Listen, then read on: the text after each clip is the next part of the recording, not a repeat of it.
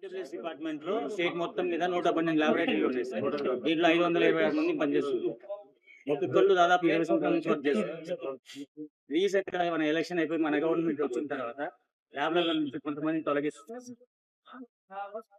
అది కొంచెం తొలగించిన వీళ్ళని తీసేసి వాళ్ళ తరపు మనుషులు పెట్టుకోమని చెప్పి చెప్తున్నారు. యాక్చువల్ గా మనకి గవర్నమెంట్ ఆఫ్ ఇండియా నుంచి లాగిన్స్ ఇచ్చారు సార్. మా పేర్ల మీద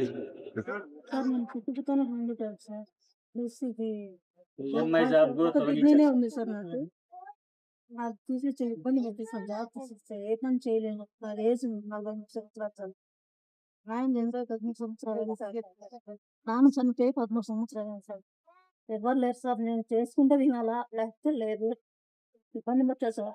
మీరు పని చేస్తారు హెల్పర్ గా పనిచేసింది సార్ కమలాపురంలో.